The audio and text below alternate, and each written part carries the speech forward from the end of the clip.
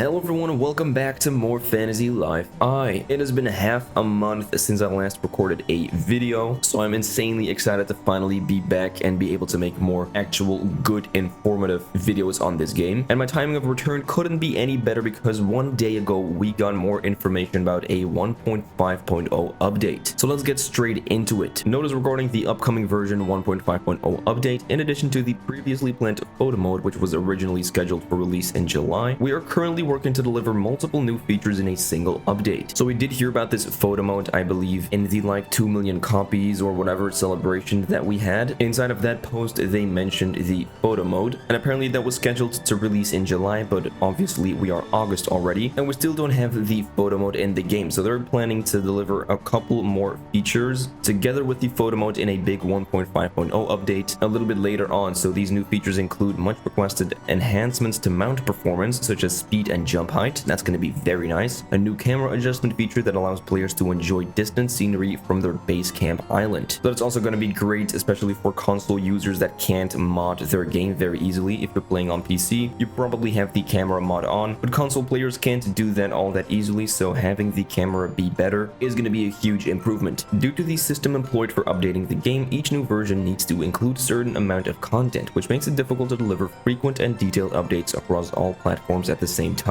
Therefore, we plan to release version 1.5.0 in a bundled format in August. So that's going to be very nice. We are going to get this update in August if we don't have any more delays, hopefully. Fingers crossed, guys. We deeply appreciate your patience and understanding as we continue to incorporate more of your feedback. Thank you for your ongoing support of Fantasy Life I, the girl who steals time. So very nice. Over here we can get a very funny picture of the Snapdragon literally climbing a wall. So mount performance enhancements, dash speed will be increased, and mounts will be able to perform double jumps and climb cliffs. That is going to be a very nice addition. The double jumps will allow you to get across gaps way easier. The increased dash speed is going to allow you to get across Gynormosia and other places in the game much more quickly. And then being able to climb cliffs with your mounts is also going to be very nice. I'm really interested to see and feel how that actually works, like climbing a wall with your mount. I think it's going to be a very funny thing. It doesn't say anything about us being able to equip our mounts inside of dungeons, so whenever you enter a cave, for example, or a forest, you normally can't equip your mount, like you normally can't get on your mount, which is a very annoying thing because you want to get through those dungeons as quickly as possible. It doesn't look like we're going to be able to do that just yet. Hopefully that is something they will add down the line. And then the new camera feature for distant view at base camp. So over here, this was the normal view that we had, and right now you can also select camera control afar, and you will be able to scope out your island a lot easier this way. There's also going to be new craftable objects that will be added. Maybe we can spot some of them over here. I don't actually think so though, but also I just don't really know all of the objects in the game. So that's going to be cool. I'm assuming just a couple more decorations that we'll be able to craft. So the camera's movement range within your base camp will be expanded, allowing you to see farther into the distance, and new craftable objects are also planned to be added. This is always a nice little thing that they can add every time an update drops. If you just release a couple of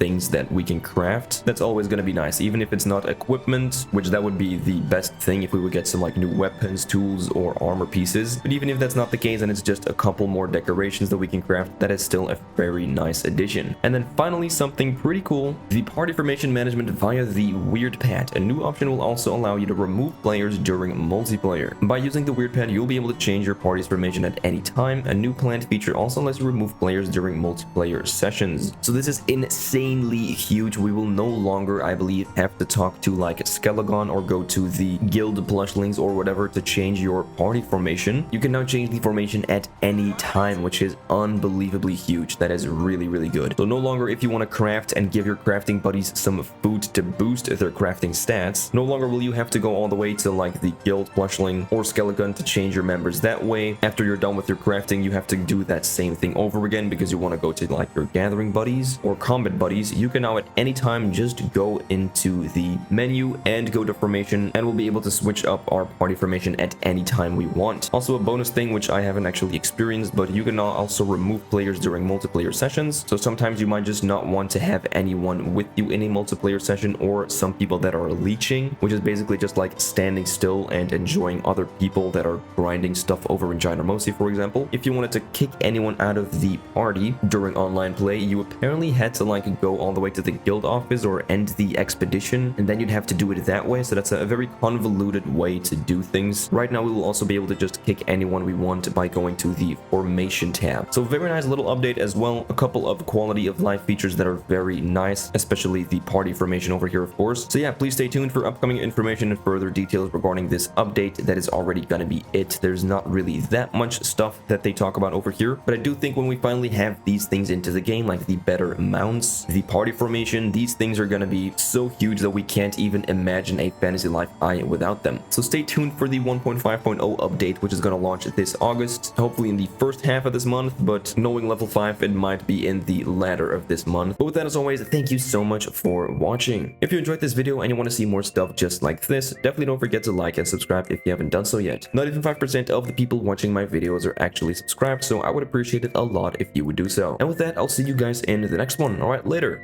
Bye.